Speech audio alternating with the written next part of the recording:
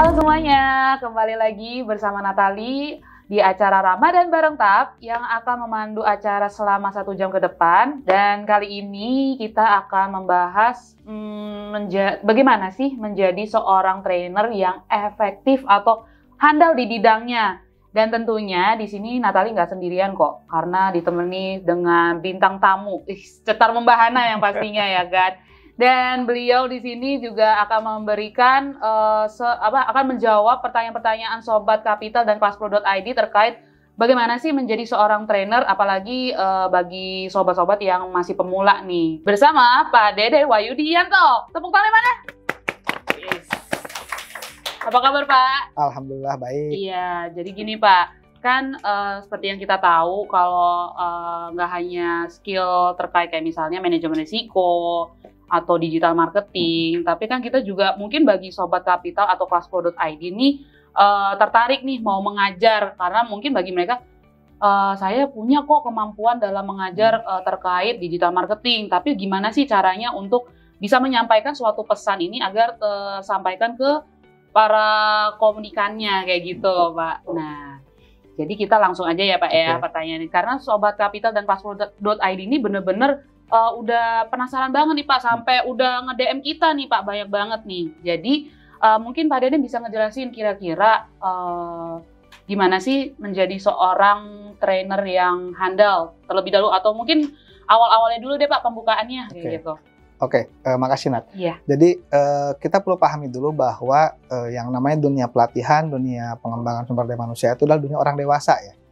Karena bukan lagi dunia sekolah yang mungkin banyak bumbu-bumbu yang bisa dipakai gitu. Iya betul. Nah sebagai orang dewasa cara belajar tentu berbeda dengan cara anak muda belajar, sehingga memang perlu ada metode-metode khusus yang bisa membantu bagaimana nantinya penerima pesan atau peserta pelatihan bisa menerima pesan dengan baik dan ujung-ujungnya bukan hanya datang ke kelas kemudian pulang, tapi juga bisa memastikan bahwa apa yang didapat itu bisa meningkatkan pengetahuan dia dan skill dia, sehingga di ujungnya nanti attitude dia atau sikap kerja dia dalam bekerja juga bisa sama baiknya, bahkan lebih baik setelah mengikuti pelatihan.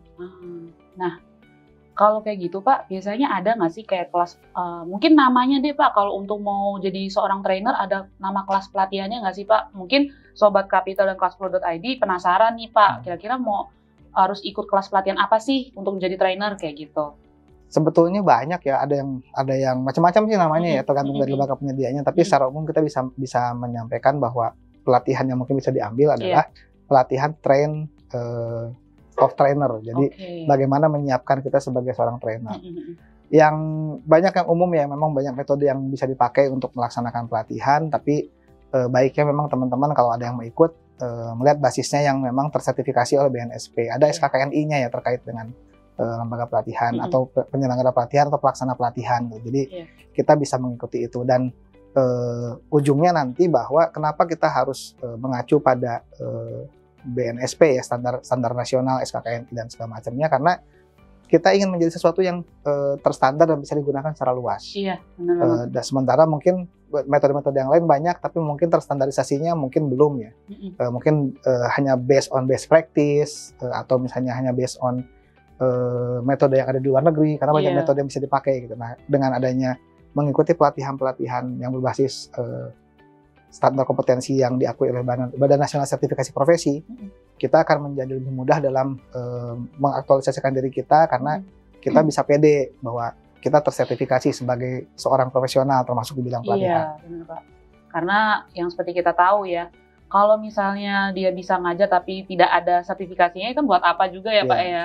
Jadi kan percuma juga nanti jadinya para pesertanya pun jadi bertanya-tanya, ini benar nggak sih kayak gitu nggak sih Pak jadinya? Buat saya yang kebetulan memang tersertifikasi pertama sih mungkin secara psikologis PD naik ya. Iya. Karena kita sudah mendapatkan metode yang benar, dan lebih baiknya lagi sebetulnya kita akan mendapatkan metode pembelajaran dan cara memberikan materi secara tepat. Misalnya kelas baiknya homogen, kalaupun misalnya kelasnya heterogen, di awal kelas kita bisa menyamakan dulu persepsinya ke para peserta sehingga menjadi homogen. Kemudian kita juga bisa melaksanakan interaksi dengan peserta dengan lebih leluasa, Lebih karena mudah ada ya. strukturnya gitu Iya, ya. betul, Kapan kita masuk, kapan kita keluar. Kemudian juga bagi kita sebagai fasilitator pelatihan juga kita akan bisa memberikan materi karena sudah ada patternnya, ada polanya, ada Iya. tata caranya. Apalagi kalau misalnya kita akan membuat pelatihan-pelatihan berbasis kompetensi, yang memang kita akan mengacu pada standar kompetensi yang ada, kemudian kita susun materinya, berapa waktu pembelajarannya, itu akan lebih mudah kalau kita memiliki ilmu yang berasal dari pendidikan yang memang terstandarisasi. Iya, yang sudah memiliki sertifikasi, misalnya yang tadi itu ya Pak ya, manajemen risiko, dia udah handal, tinggal diperbaikin lagi nih Betul. Pak, ya kan, untuk mengajarinya ya udah pakai sertifikasi TOT kayak gitu ya Iya. Pak ya. Nah, memang yang sulit itu adalah tidak semua orang bisa menyampaikan informasi. Pesannya. Ada betul. yang memang sangat cerdas sekali, tapi mungkin untuk menyampaikan kepada pihak lain agak sulit. Iya benar. Tapi ada juga yang memang mungkin yang dipahami biasa-biasa saja, tapi cara penyampaiannya bagus sehingga akhirnya menarik orang. Nah, baiknya memang sebagai seorang profesional trainer gitu, kalau memang teman-teman ingin jadi seorang profesional trainer, pahami juga metode-metode sebelum kita menjadi pengajar. Karena apa? Misalnya, apakah iya kita bisa menjadi layaknya seorang motivator yang misalnya ketika ada satu kelas besar, kemudian ada pembuka dulu, kemudian seorang motivatornya lari dari belakang panggung dengan gitu segala Hype gitu macam, ya, membuat suasana hype. Mungkin itu benar ketika memang kita ingin memancing motivasi orang. Tapi ketika misalnya pelatihannya lebih spesifik, apalagi misalnya ada ilmu-ilmu teknis yang hard skill yang perlu dipahami, mungkin metode-metode yang berbeda perlu dilakukan. Dan bagi trainer sendiri pun, misalnya ketika kita akan masuk ke ruang kelas, bahkan baiknya kalau yang saya lakukan gitu ya, saya akan masuk di kelas lebih dahulu dibandingkan para peserta.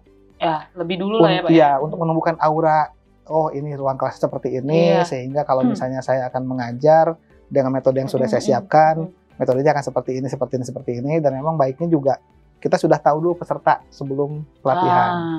Jadi kita bisa mengiramakan kelas akan seperti apa nantinya. Gitu. Jadi mungkin ya hal basic dulu gitu ya Pak Deden ya. Kita harus lebih mengenal dulu siapa sih para peserta yang kita hadapin dulu.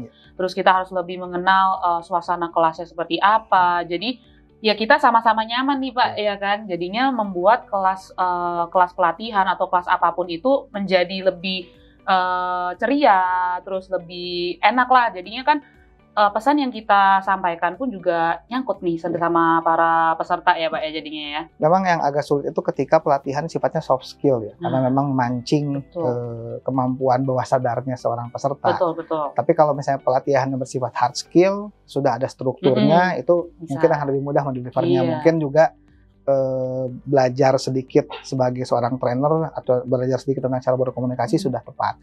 Tapi kalau misalnya memang ingin menjadi trainer betul-betul yang profesional yang bisa menguasai aspek hard dan soft skill, baiknya memang kita memahami betul standar kompetensinya. Apa sih yang dimiliki oleh seorang pengajar? Misalnya, apakah seorang trainer itu cukup dengan masuk ruangan tanpa memperhatikan lingkungan sekitarnya gitu ya? Kemudian ternyata dari aspek risiko terjadi sesuatu gitu ya. Pernah ada kejadian ketika saya mengajar di satu kelas gitu ya. Saya mengingatkan para peserta tentang keamanan dan keselamatan di lingkungan tempat pelatihan. Salah satu yang saya ingatkan adalah tentang ketersediaan steker listrik untuk memasangkan power supply bagi laptop gitu ya. Kemudian saya ingatkan, tolong jangan ditumpuk pemasangan listriknya, jangan steker kemudian bikin lagi segitiga baru ditumpuk. Gitu. Itu berpotensi kebakaran. Gitu. Dan ternyata kejadian, nggak nyampe 10 menit saya bicara itu, bunyi letupan, gitu. Ada percikan api kecil dan ternyata kejadian. Korslet gitu ya Pak jadinya? Jadi, itu hal-hal yang mungkin tidak akan diduga oleh seorang trainer, tapi itu akan terjadi sehingga memang seorang trainer itu bukan hanya menguasai aspek materinya, tapi juga aspek lingkungannya. Betul. Karena misalnya pelatihan dilaksanakan di sebuah ruang, mungkin saat ini sudah banyak pelatihan yang online ya, sehingga ada juga sekarang metode pembelajaran jarak jauh. Tapi kalau misalnya kita balik lagi ke konsep pelatihan yang offline, yang di dalam kelas, gitu. Kemudian trainernya tidak tahu lingkungan gitu ya. Bagaimana kalau misalnya terjadi kondisi darurat, kebakaran misalnya, trainer harus tahu di mana letak pintu darurat, di mana kalau misalnya kebakaran di mana letak aparnya, Iya. di mana letak hidrannya, sehingga kalau misalnya memang tata letak alat tidak cocok atau misalnya berada di bawah hidran kan juga harus dipastikan. Oh ya, kalau ada di bawah sprinkler air gitu yang di gedung-gedung, kalau misalnya terjadi kondisi darurat kemudian nyala, berarti kan bisa merusak alat. Iya. Berarti bisa mengganggu pelaksanaan pelatihan. Sehingga Betul. bahkan ke sana pun sebetulnya perlu diperhatikan oleh seorang trainer. Benar. Jadi itu baru dari pra-pelatihan nih. Iya. Karena harus dilihat, apalagi misalnya yang lebih sederhana lagi deh, misalnya di mana sih letak toilet gitu ya. Trainer harus lebih tahu, karena jangan-jangan misalnya pas lagi ngajar tiba-tiba butuh ke kamar kecil, Iya. nggak tahu tempatnya kan masalah. Jadi bahkan menjadi seorang trainer profesional itu dimulai sejak sebelum kelas dimulai. Jadi itu yang mungkin diperlukan ya. Kita belum bicara tentang bagaimana sih nanti ketika trainer itu bekerja di sebuah lembaga pelatihan, kemudian harus bikin lagi berbanyak standar lagi. Kita bicara bagaimana sih kita sebagai personal bisa menjadi trainer. Itu yang pertama. Setuju. Kemudian yang kedua, ketika kita bicara materi, kadang-kadang materi yang terlalu berat, kalau kita sampaikannya betul-betul sesuai textbooknya atau sesuai kontennya, PPT-nya nih Pak. nah itu akan menjadi masalah. Nah, termasuk dibikin PPT. PPT pun kalau saya membiasakan untuk membuat 2. Jadi misalnya apa yang akan saya berikan kepada peserta dan apa yang akan saya tampilkan di screen mungkin agak sedikit berbeda. Karena mungkin kalau untuk peserta butuh banyak bacaannya, sementara mungkin yang akan saya sampaikan di forum lebih ke poin-poinnya saja. Tapi memang saat ini dengan kendala pelatihan jarak jauh ya, hal itu memang agak sedikit mengganggu ya, sehingga memang dimudahkan dengan hanya membuat 1 materi saja. Tapi normalnya kalau saya biasanya membuat 2 materi, di mana materi pertama lebih banyak tulisannya, yang kedua lebih banyak gambar-gambarnya atau misalnya image-nya. Karena tingkat penerimaan orang meskipun beda-beda, tapi secara umum itu kalau misalnya kita berikan materi yang di PowerPoint isinya teks gitu ya, sampai 1 halaman PowerPoint isinya teks semua gitu, kayak kita baca buku gitu, mungkin tingkat penerimaan orang akan rendah. Mungkin antara 10-15% saja. Malah males sih Pak jatuhnya. Betul. Iya benar-benar. Tapi kalau misalnya dengan gambar, dengan warna-warni, dengan video, tingkat penyerapannya akan lebih baik. Yes. Karena biasanya nih ya Pak, kita apalagi anak muda, kalau belajar yang nggak usah jauh-jauh sekolah deh Pak. Kalau guru ngejelasin benar-benar patokannya dari PPT tulisan, kan pasti kita bosan ya Pak ya, kayak ya nggak ada kasusnya nih, atau mungkin contoh-contoh yang bisa ditampilin tuh kayak gimana sih. Nah, Pak Deden tuh bener ya, jadinya kayak mungkin bisa dimasukin dengan contoh video atau gambar, jadi membuat para peserta pun jadinya kayak semangat, terus dapat menyerap materi yang dijelaskan itu ya Pak ya. Nah itu jadi memang ketika menjadi seorang trainer itu bukannya sulit ya, tapi memang bisa dipelajari. Betul. Dan memang mungkin bahkan bagi saya seorang Deden yang orangnya introvert pun bisa menyampaikan di kelas. Jadi jangan karena aduh saya introvert, saya malu untuk tampil. Seorang trainer tidak akan tidak akan sulit untuk menyampaikan itu ketika sudah memahami cara-caranya. Iya, betul banget. Nah, tadi kan Pak Deden udah ngebahas nih terkait yang ya sempat bilang lah tentang seorang trainer Pak. Nah kan ini kan banyak nih kayak tadi yang saya bilang, banyak guru, dosen juga kan. Mungkin nggak sih Pak kayak mereka meskipun sudah jadi pengajar tapi mengikuti kembali kelas pelatihan TOT ini. Nah terus kelebihan dari kelas pelatihan TOT ini seperti apa sih Pak? TOT itu kalau kita ngacu kepada standarnya itu memang ada leveling gitu ya. Kalau saya tidak salah itu sampai ke level 6, level tertinggi. Di sana itu level untuk pengelola lembaga pelatihan. Tapi kalau misalnya untuk penyaji pelatihan itu ada di level 3 dan level 4 gitu ya, untuk metode yang saat ini ada gitu, yang saya ketahui. Nah di level 3 itu kita akan diharapkan bisa menjadi penyaji. Di sana tuh ada berapa standar kompetensi yang harus dipenuhi, termasuk tadi yang saya singgung soal K3, kemudian bagaimana menyiapkan alat pelatihan, bahan pelatihan gitu ya, kemudian bagaimana membuat kelas kecil, membuat presentasi gitu ya. Nah itu akan diberikan secara teknis bagaimana sih cara membuatnya. Nah, itu penting karena apa? Karena bisa saja ketika kelas disampaikan secara terbuka, kesiapan pengajar dalam memberikan materinya itu bisa berpengaruh pada hasilnya. Kalau misalnya alat yang dipakai terbatas misalnya. Zaman sekarang kan sudah wireless ya, sudah nggak pakai kabel, misalnya presentasi sudah nirkabel, tapi misalnya pengajarnya masih narik-narik kabel, bahkan mungkin nggak tahu cara masang dari laptop atau dari komputer ke proyektor kan kebayang tuh bagaimana masalah. Nah, itulah yang nanti akan dipelajari secara ringkas, secara jelas di dalam pelatihan TOT. Bagaimana sih pengetahuan dasar komputer, apa sih yang ada di dalam komputer. Kan lucu misalnya seorang trainer bawa, zaman saya dulu mungkin masih bawa apa namanya, plastik transparan yang ada gambarnya, PowerPoint yang di print, terus pakainya OHP gitu ya. Ada mesin kotak gitu, ada lampunya, kemudian zaman bahala banget ya Pak ya. Ditempelin dulu, direfleksikan jadi besar di layar. Zaman sekarang udah nggak seperti itu, sehingga apa namanya, kemampuan teknis seorang trainer di bidang komputer pun harus cukup baik gitu. Kemudian juga bagaimana sih membuat materi yang efisien gitu ya. Misalnya kaidah 77 misalnya.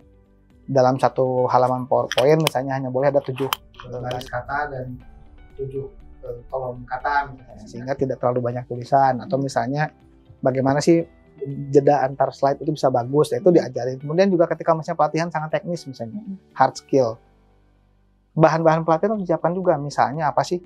Misalnya pelatihan menjadi montir.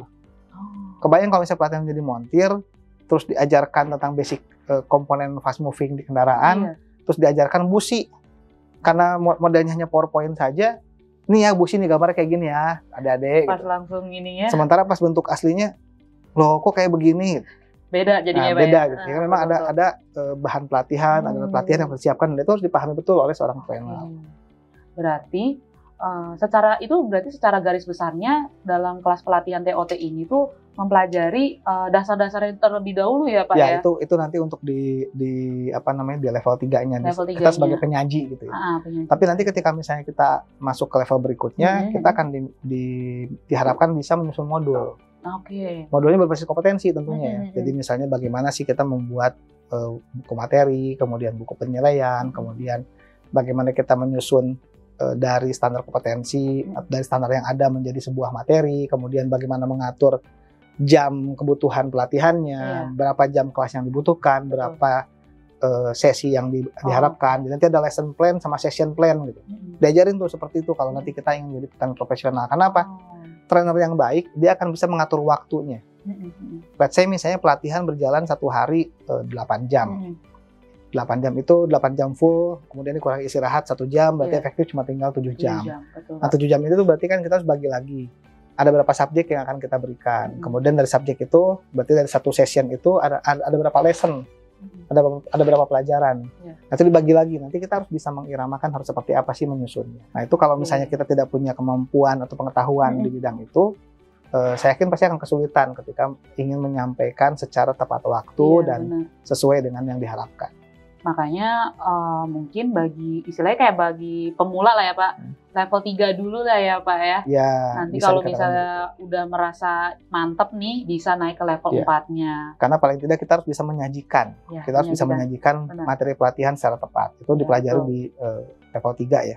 Itu nanti kalau saya tidak salah ada 8 unit kompetensi yang harus dipelajari. Nah, dari situ yang mungkin saya ingin garis bawahi ke teman-teman ya, teman-teman yang muda-muda nih terutama nih yang saya rasa banyak hal baru yang dipelajari di dunia luar, kemudian yang diberikan lagi kepada teman-teman ya, karena sharing is power dan sharing is caring. Benar jadi banget Pak. Kita berbagi itu adalah satu kekuatan kita, karena kita berarti punya kemampuan untuk berbagi kepada orang dan berbagi itu menunjukkan kita perhatian, kita sayang pada orang lain. Nah disitulah kita perlu memahami cara yang benar buat sharingnya.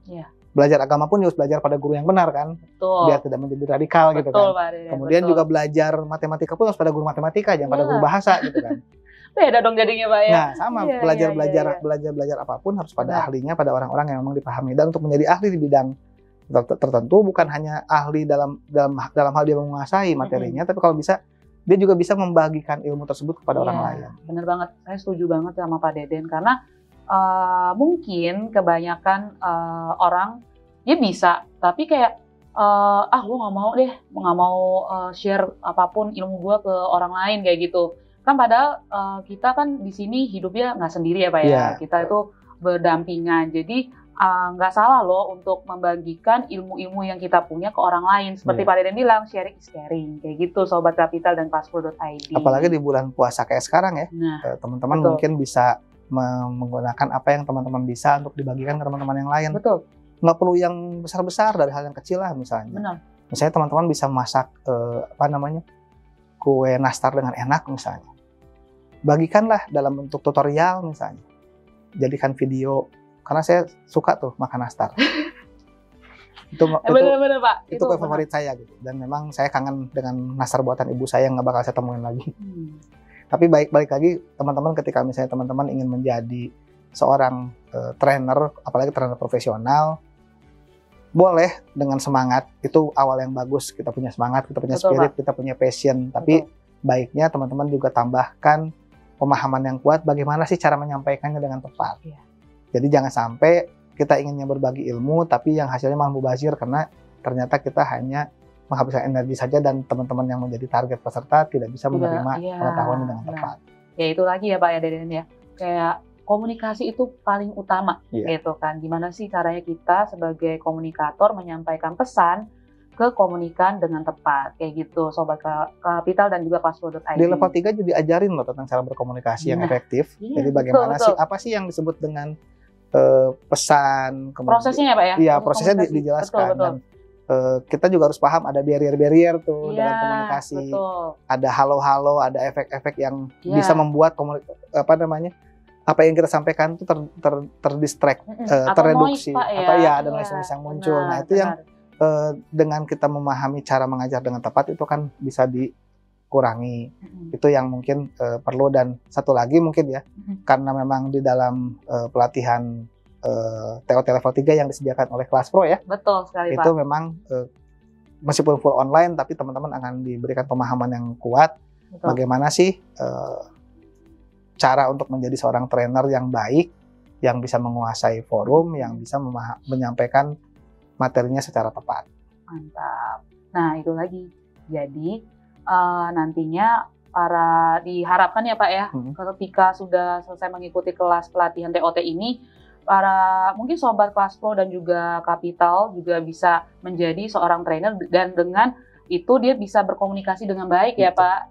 Bahkan kalau misalnya teman-teman nanti sudah ngambil TOT dan ternyata punya pengetahuan atau skill tertentu yang ingin di-sharingkan ke teman-teman yang lain, kemudian ingin menyampaikan secara online, nanti bisa tuh di kanalnya Classflow mendaftar sebagai mentor, mendaftar sebagai trainer ya teman-teman. Nanti tim dari Classflow akan membantu untuk menyiapkan aspek legalnya dan juga menyiapkan produksinya kalau memang teman-teman punya kendala di produksi. Jadi nanti kita bisa maju bersama ya teman-teman, punya pengetahuan yang bisa dibagikan dengan lebih baik dan kita pun bisa menyampaikannya lebih luas kepada masyarakat yang lebih banyak lagi. Benar, dan juga bisa memajukan pendidikan di Indonesia ya Pak jadinya ya.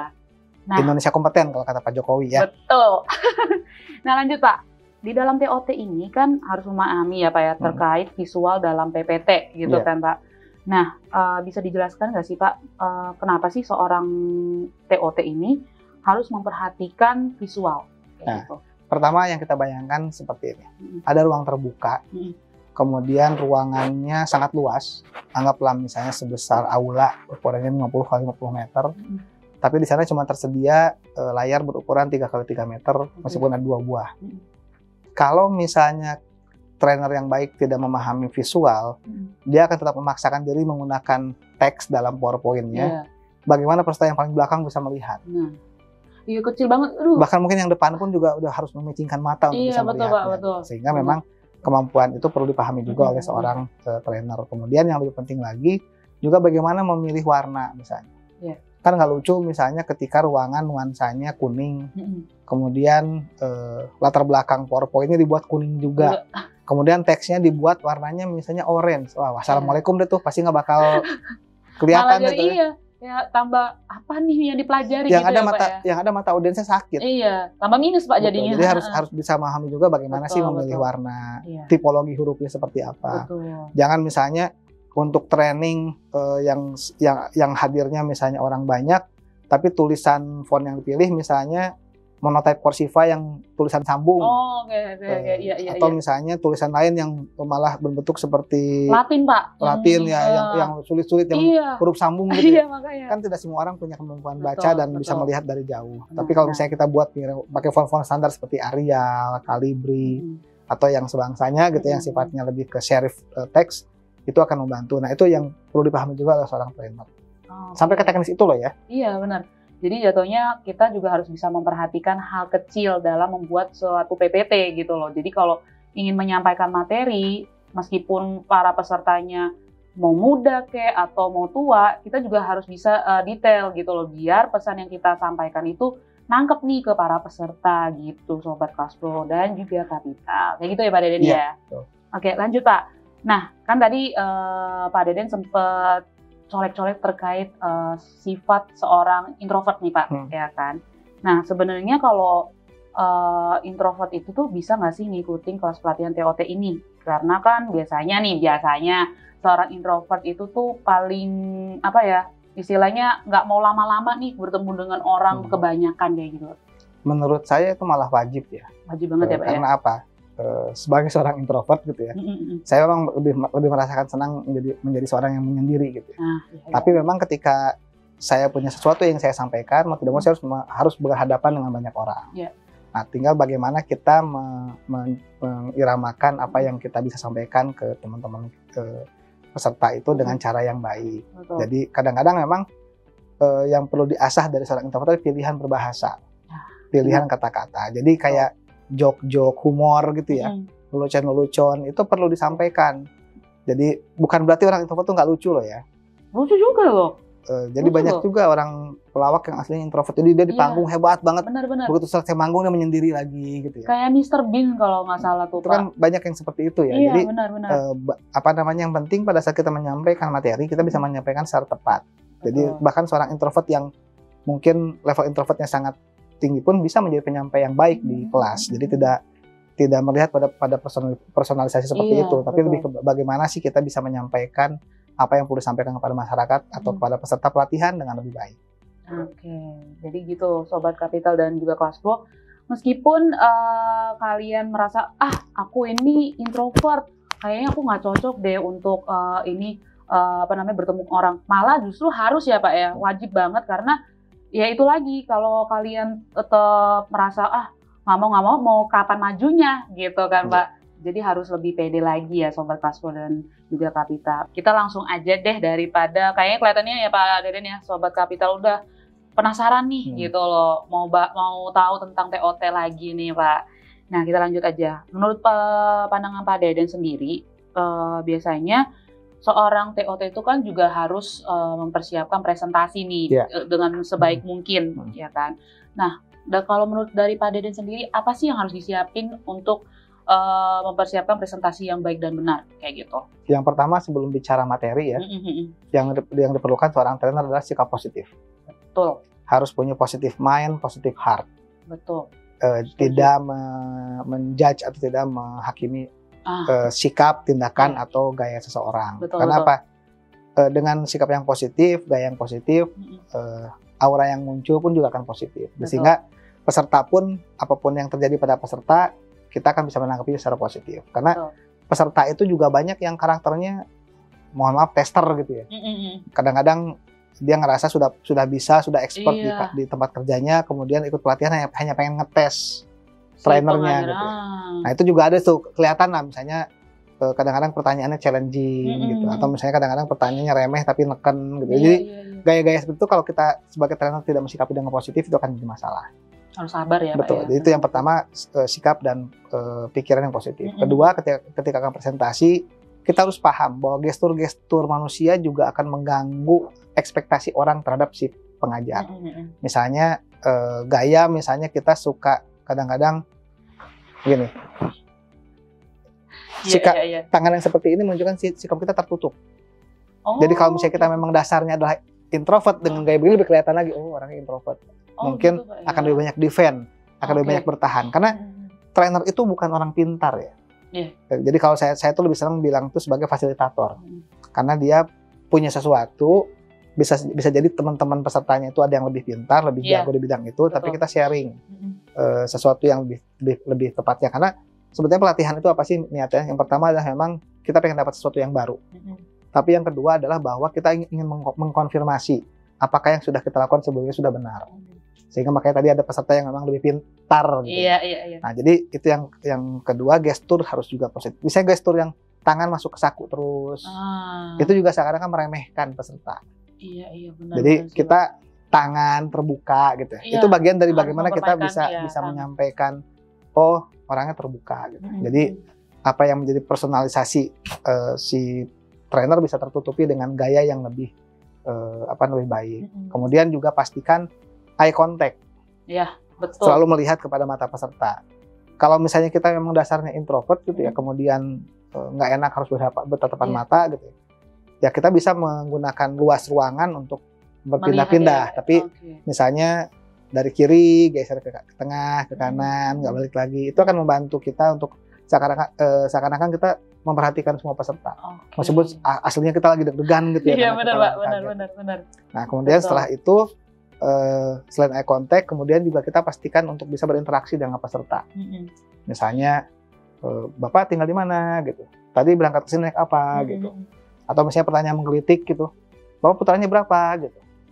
Oh putarannya 2, kemudian nanti ada pertanyaan iseng dari 1 ibu atau 2 ibu gitu.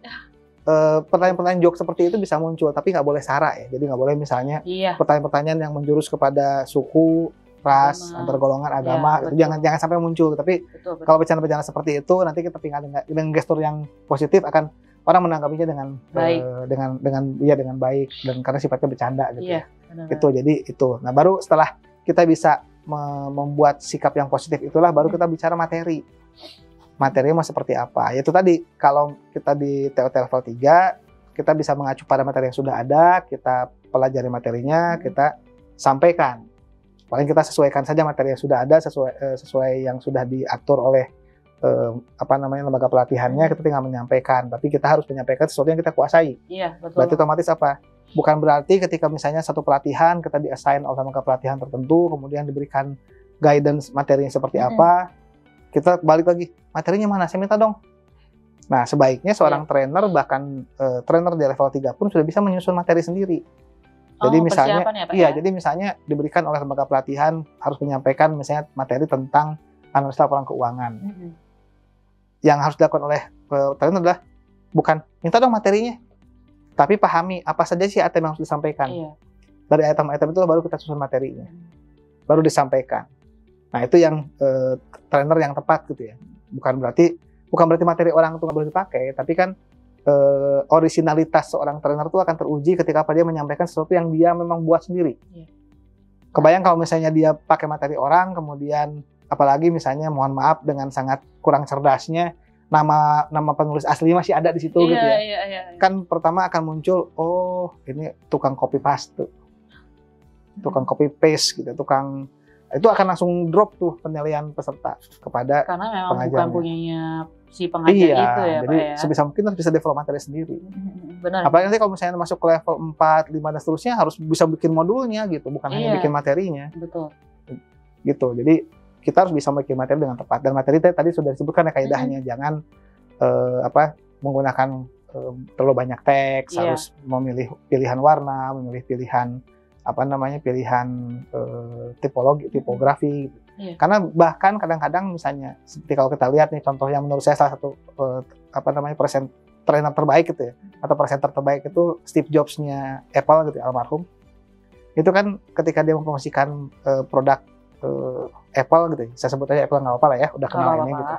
Nah itu dia menyampaikannya dengan hanya gambar, hanya satu huruf malah gitu ya.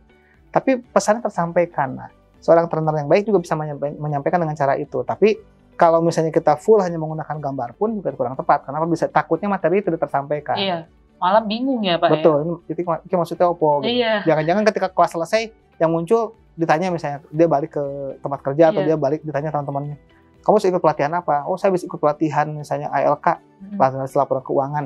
Terus apa yang diajari? Nggak tahu tuh, tadi pokoknya dikasih grafik aja. Gambar gitu. Cuma ada angka-angka, ini naik, ini turun. Ada angka plus, ada angka minus. Terus ngerti maksudnya? Enggak. Nah itu kan masalah baru. Gitu. Jadi materi pun juga bisa dimengerti oleh peserta. Jangan juga karena, oh sekarang lagi hype bikin materi presentasi pakai gambar-gambar. Semuanya gambar, nggak ada tulisannya. Pusing juga ntar pesertanya.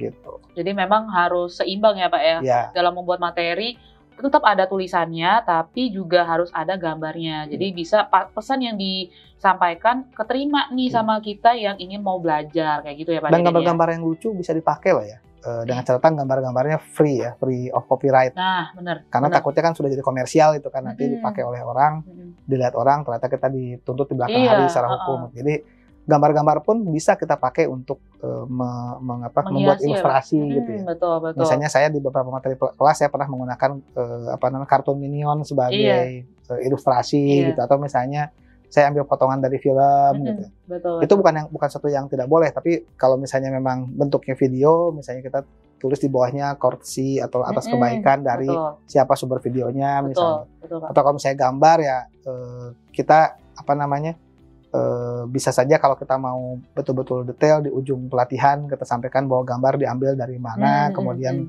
proses seperti apa, atau misalnya dari gambar itu di bawahnya ada teks kecil tulisannya gambarnya bersumber dari mana. Itu akan lebih aman dan tidak berisiko ya untuk disampaikan. Itu contoh saja sih teman-teman. Benar banget, karena ya kita ya sebagai pengajar juga harus istilahnya meminimalisirkan risiko yang ada ya Pak ya. Jadi kita harus mencantumkanlah sumber gitu kan. Dan menyampaikan dengan cara yang benar. Bukan menyampaikan saja yang benar. Karena kan gini, misalnya kita mau beramal nih. Kita beramalnya pakai uang hasil korupsi gitu kan. Iya. Benar. Ya amalnya benar tapi dengan sumber yang salah sama seperti misalnya kita menyampaikan ilmu yang tepat gitu. Tapi dari sumber yang mungkin tidak tepat kan bukan kurang berkah ya. Kayak kesannya agamis banget. Tapi kurang tepat lah nantinya di mata para pesertanya. Iya. Jadinya kayak meskipun dia bersertifikasi pun, tapi kalau si pengajarnya juga tidak mencontohkan istilah yang baik lah ke peserta, ya buat apa gitu ya Pak Deden ya. Kira-kira begitu. Itu. Jadi balik lagi nih Sobat Kapital dan Kaspro.id, kalau mau menjadi calon trainer harus bisa dari hal kecil nih Pak ya, dari hal kecil. Jadi kalau misalnya mau ngambil gambar atau video harus disertakan sumber dari mana sih yang kalian ambil gitu loh, biar menunjukkan bahwa kalian tuh menghargai hasil karya orang lain kayak gitu. Nah lanjut nih Pak, bisa nggak sih Pak Deden kasih tips dan trik bagi Sobat Kapital dan juga Kaspro.id jika mereka sudah memiliki sertifikasi TOT nih Pak? Gitu. Kalau teman-teman yang belum, ikut dulu pastinya ya. Iya. Tapi kalau yang sudah kan mungkin akan bertanya, terus selanjutnya jadi apa? Nah, betul. Mulailah teman-teman bisa melihat apa sih yang bisa teman-teman sharing. Hal kecil itu bisa jadi besar ketika disampaikan dengan cara yang benar. Betul. Contoh yang simpel misalnya, sekarang kan lagi musimnya yang suka hobi tuh. Ada yang hobi-hobi yang customize, misalnya kalau yang suka mobil-mobil kecil seperti ini nih. Nah, ini kan aslinya tidak seperti warna yang dibuat, tapi kemudian di customize, dikasih logo, ada tab kapitalnya, ada logo tab kapitalnya. Ini kan menjadi nilai tambah. Nah, hal-hal seperti ini mungkin tidak akan bisa disampaikan secara langsung karena mungkin ada orang yang tidak bisa membagi ilmunya. Tapi menurut saya ini bagian dari ini hal kecil yang bisa dijadikan sebagai materi pelatihan. Kan ada juga yang misalnya, saya punya koleksi mobil banyak banget dari kecil nih. Tapi saya sudah bosan dengan warna yang mungkin sudah kusam. Saya ingin belajar mengubahnya. Itu bisa seperti itu. Dan bisa jadi peluang bisnis. Dan kalaupun misalnya kita memang hanya ingin membagi ilmunya, kan ilmu yang bermanfaat bagi orang lain akan baliknya ke kita lagi sebagai satu kebaikan. Gitu ya. Betul. Nah, itu yang pertama. Kemudian yang kedua, ketika misalnya teman-teman memang tidak punya juga hal seperti itu, coba teman-teman tambah lagi kompetensi teknisnya. Misalnya teman-teman yang lulusan ekonomi, misalnya belajar tentang pasar modal. Kemudian yang misalnya teman-teman di teknik, misalnya belajar bagaimana menggunakan alat tes yang benar. Atau misalnya teman-teman yang belajarnya jagonya dulu pernah belajar ngelas, mungkin bisa bagaimana sih membuat tutorial ngelas yang sederhana. Misalnya. Atau misalnya bagaimana sih menjadi montir yang sederhana, dibuat pelatihannya. Itu bisa teman-teman mulai. Jadi kalau kayak sekarang hype-nya di situs pengirim video kayak YouTube dan lain-lain gitu ya, kan banyak tuh yang ngasih bikin tutorial A, tutorial B, tutorial C gitu. Mungkin kalau misalnya disertai dengan pemahaman yang tepat terkait dengan ilmu menjadi fasilitator pelatihan yang baik, itu akan lebih baik lagi hasilnya. Jadi nilai plus ya Pak. Betul.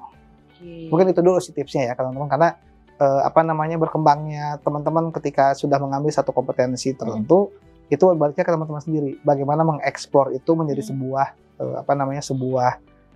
pengetahuan, keahlian, dan mungkin penghasilan yang baru gitu ya. Jadi kayak ini ya Pak, misalnya nih yang kita lihat di YouTube, cara ini gimana sih kita kalau misalnya nih saya mau cari cara memperbaiki HP, biasanya tuh banyak Pak yang di YouTube Iya, tuh. betul. Itu berarti bisa sebenarnya ya Bisa, kayak gitu-gitu ya Pak bisa. ya. Jadi misalnya Oke. kita tahu nih tata cara yang benar tuh dari A, B, C, Iya, D, benar. E. Nah, itu dibuat tuh materinya satu persatu. Dari A ke B, ke C, ke D. Jadi secara logik. Jadi orang tuh, oh jadi kalau misalnya mau betulin HP, pertama dibuka casingnya, Iya. kemudian apa yang harus dibuka dulu, Betul. kemudian apa, kemudian diceknya seperti apa, sampai nanti bisa digunakan lagi.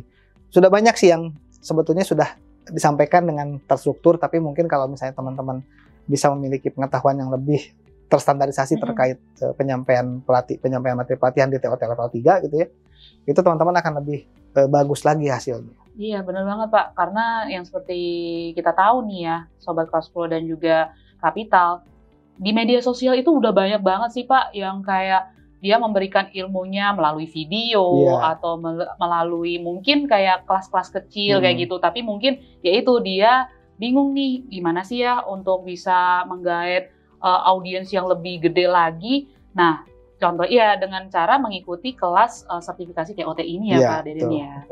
Oke, nah mungkin ini terakhir sih Pak ya. Jadinya Sobat Kelas Pro dan juga Kapital kan kebanyakan anak muda nih Pak. Iya. Nah, dari pandangannya Pak Deden, jika mereka mau ikut kelas sertifikasi TOT, kira-kira di level mana sih untuk anak-anak muda kayak gini Pak? Yang saya pahami memang sebaiknya bertahap ya. Bertahap dulu ya Jadi Pak ya? ikut dulu di level 3 dulu gitu ya, yang sederhana gitu ya, memang targetnya sebagai penyaji pelatihan, karena kan unitnya pun nggak banyak, 8 unit kompetensi saja gitu. Jadi kita bisa belajar bagaimana sih memahami K3 di lingkungan pelatihan, bagaimana sih kita memahami cara berkomunikasi, bagaimana sih mengelola bahan pelatihan, alat pelatihan, bagaimana menyusun materi presentasi, bagaimana membuat kelas kecil, dan bagaimana menyajikan pelatihan. Itu sudah cukup lah di tahap awal. Nanti kalau misalnya teman-teman memang ingin lebih serius terjun ke dunia pelatihan, bisa mengambil level berikutnya, di mana nanti bisa menjadi penyiap modul pelatihan, bahkan bisa menjadi pengelola lembaga pelatihan gitu. Karena semakin ke atas tuh semakin agak berat tuh belajarnya. Lumayan juga tuh ya.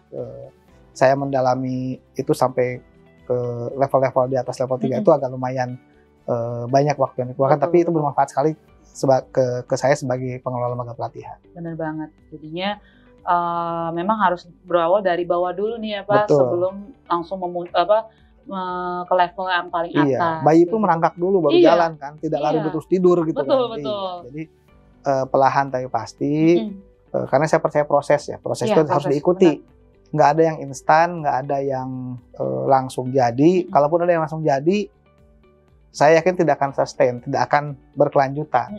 Mungkin hanya cyclical karena musimnya saja, karena sedang hype, karena misalnya sedang sedang menjadi pokok bahasan, sedang viral. Tapi begitu itu hilang, kalau kita tidak percaya pada proses, ya akan hilang juga kita. Iya, benar banget Pak. Contoh misalnya banyaklah kejadian startup yang belum berkembang, atau misalnya banyak tren-tren baru, atau banyak mungkin kalau teman-teman mau survei misalnya di YouTube, banyak content creator yang bersemangat di awal, kemudian karena kontennya kurang bagus, akhirnya stuck, tidak bikin konten baru lagi. Hilang jadinya. Hal seperti itu mungkin karena memang mereka tidak memahami bagaimana sih menyampaikan secara tepat sesuai dengan kaidah-kaidah standar penyampaian materi secara tepat. Benar banget. Jadi bagi Sobat Kelas Pro dan juga Kapital nih yang mungkin punya cita-cita ya Pak ya, konten kreator, YouTuber, atau selebgram dan sebagainya, jika ingin menyampaikan pesan atau juga pengen membuat sebuah konten yang baik dan benar, tapi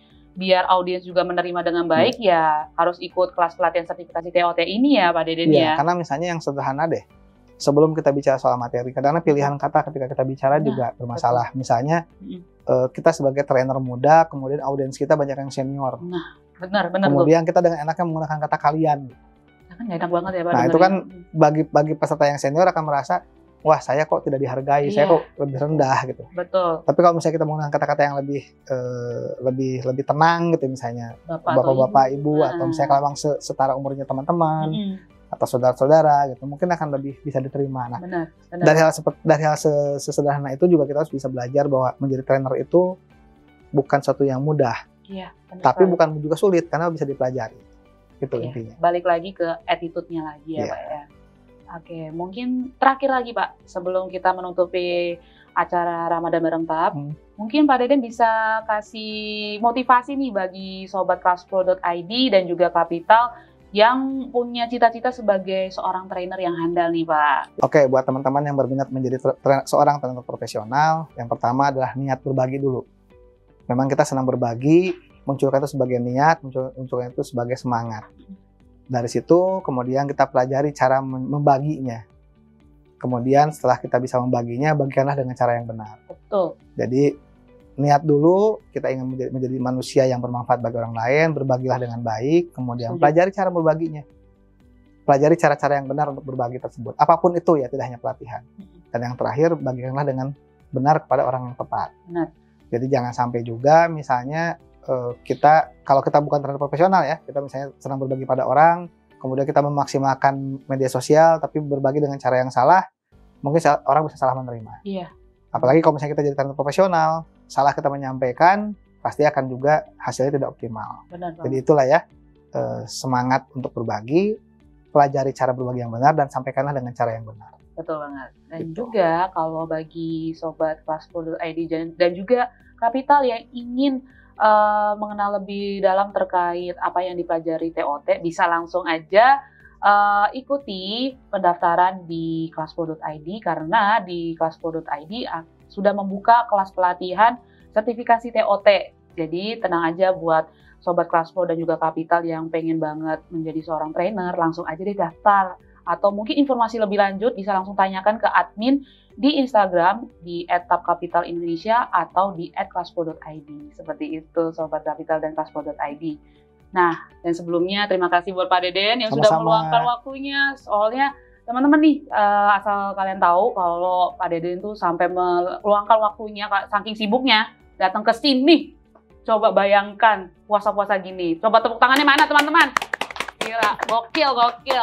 Jadi terima kasih Pak Deden atas waktunya. Terima kasih dan terima kasih juga, teman-teman juga. Semangat terus Pak puasanya. Oh harus, wajib. Dan juga teman-teman Sobat Classflow dan Kapital juga semangat buat puasanya. Jadi sekian hari ini. Sampai jumpa di next selanjutnya. Dadah!